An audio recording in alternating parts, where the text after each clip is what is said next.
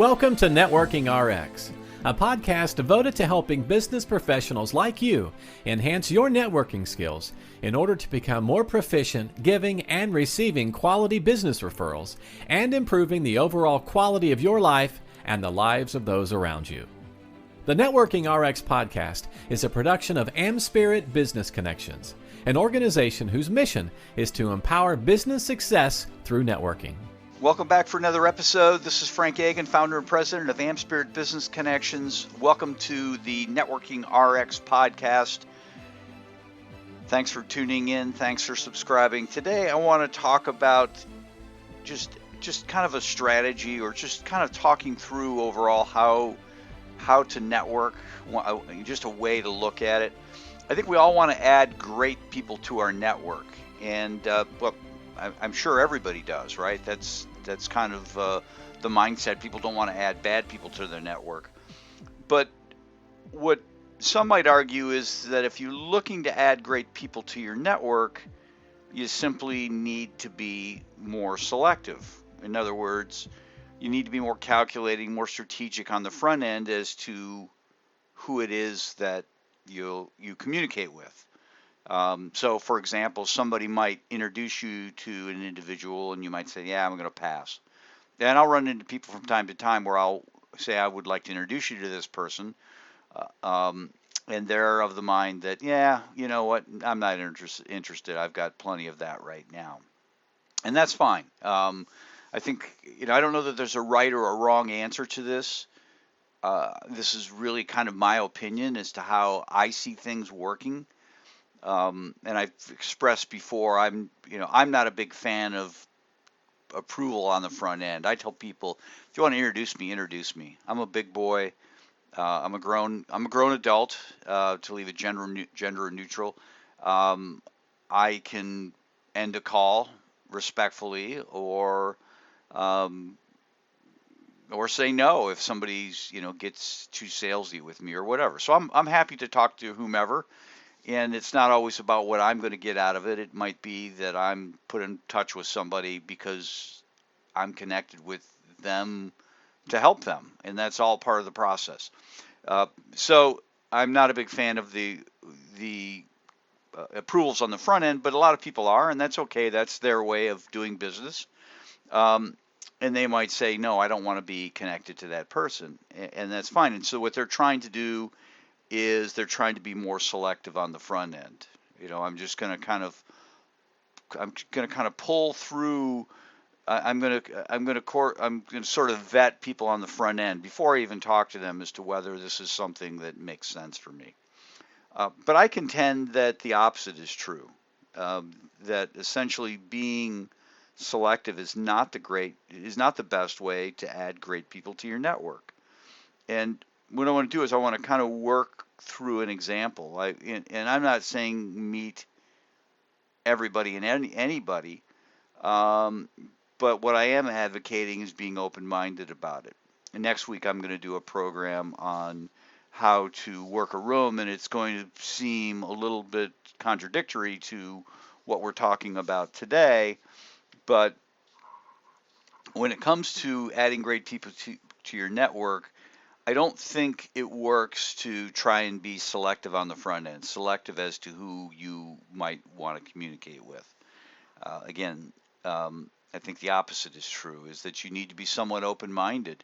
Again, not that you talk to everybody, but you not necessarily just eliminate people because they don't fit into a certain box or have certain qualifications. So let me kind of work through an example. Let's say you determine that by being selective, for every 4 people you meet, 1 turns into a great long-term professional relationship. And that sounds great. 1 in 4, 25%,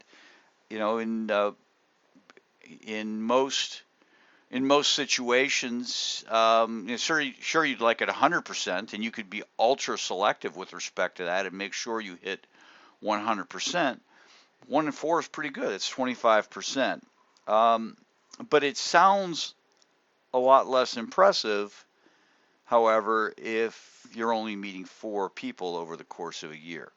In other words, you could be really selective. You could really just kind of vet everybody that comes across your path. Anybody who sends you a LinkedIn request and wants to talk, anybody that somebody proposes being introducing you to, anybody who reaches out to you and says, "I would love to get a chance to meet you," you can be really selective. You can look at their LinkedIn profile, you can do a Google search on them and see all sorts of things that you might be able to see about them, and you could make a determination, and you could 1 in 4.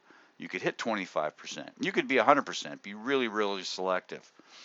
But what might it look like if you were being more open to meeting whomever within reason? Not anybody that you come across on LinkedIn, but if people are reaching out to you, as long as they're, and I have people who reach out to me, and it's right out of the gate. It's like, "Hey, I want to sell you something." Not in so many words, but essentially that's what they're saying. "Hey, we've got this. You want to hear about it?" Not really. Like to get to know you, like to hear what you're about. Certainly like to hear what you're doing. But if it's a straight head-on pitch, no, I'm not interested. Sorry. It's just that to me that's not networking. That's defending my wallet. But continuing with the above example, what if only 10% of the people you met turned into great relationships? So instead of it being 25%, 1 in 4, it's 1 in 10. But at the same time, you increase the number of people you meet tenfold, going from 4 people to 40. But it's 10%. Now, if you work the math on that, in the one situation you've met 4 people and one of them turns into a great relationship, but if you're meeting 40 people and 4 of those turn into great relationships, it's only 10%, and your odds are lower, or your percentage is lower. Your batting percentage, your hit percentage is lower, but you have a 4-fold increase in the number of valued relationships you have. Now, what leads to a better result? And I guess it really comes down to, and again, this is just a matter of opinion, it comes down to what you determine a better result. If the ultimate goal is that you want to add great people to your network, the second example, being a little more open to the notion of just meeting people and seeing where it goes, is a better result. You have met 4 people. Now, if the objective is to be very judicious with your time, then I guess you could argue that the first example takes a whole lot less time. But I don't tend to agree, to be perfectly honest, because one, it does take time to look at people's LinkedIn profile. And I don't know that LinkedIn profiles are, or even doing Google searches or whatever, it takes time and energy to consider these things. And if I'm being introduced to somebody, yes, I generally will say yes. I generally say you don't even have to ask, just introduce me. But I will go look at their LinkedIn profile and get a sense as to what they're about, where they've been, and where they went to college, where they grew up. I was talking to somebody the other day, and they're in Dayton, Ohio, which is west of Columbus, about 90 minutes west of where I'm at. But every other indication, every other stop in their life, college, even high school, work, was on the East Coast. To me, that was interesting. Well, how'd you end up in Dayton, Ohio? I mean, there's nothing wrong with Dayton, Ohio, but it's just kind of interesting that somebody would go that direction. It's just not unusual, or it's not typical that somebody would do that. And usually it involves something with the military, because I believe the largest Air Force base is Wright-Patterson Air Force Base, which is in Dayton, Ohio. It's a very large Air Force base, and it has a heavy influence on the Dayton community. Who lives there. A lot of people go there and end up staying there. Anyhow, neither here nor there.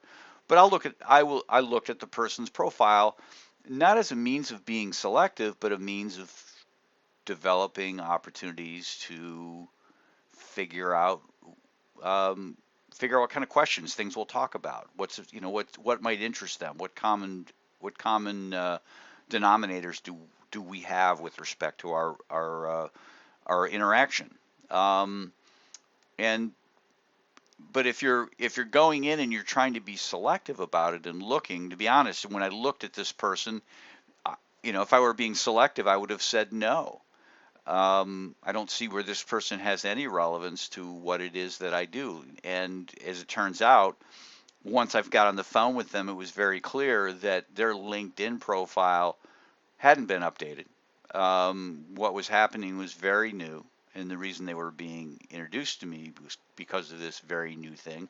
There was something that wasn't explained. I was just being connected with somebody.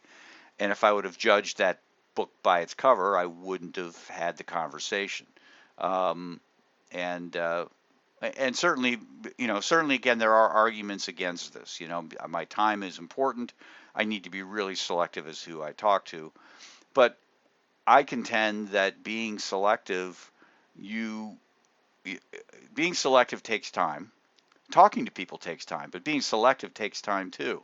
But I think you're further ahead talking to people because you're going to learn things, and when I talk to people, it's not always for me. It's not always necessarily a great person in my life, but it might be a great person that I can send to somebody else's life.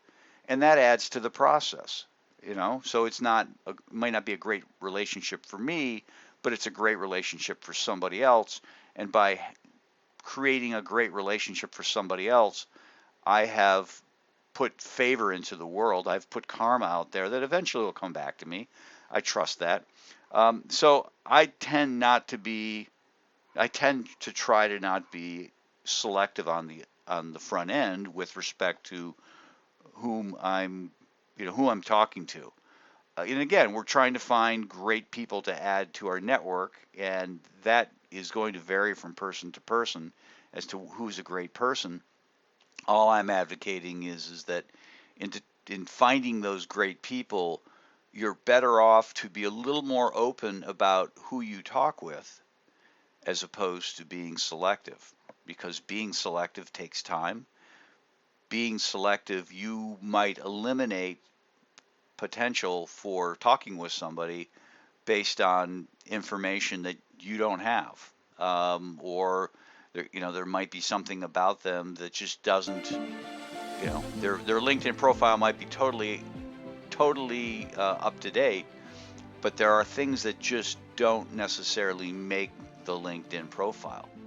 In other words, people's attitudes towards connecting other people and helping the world, those things don't necessarily come out.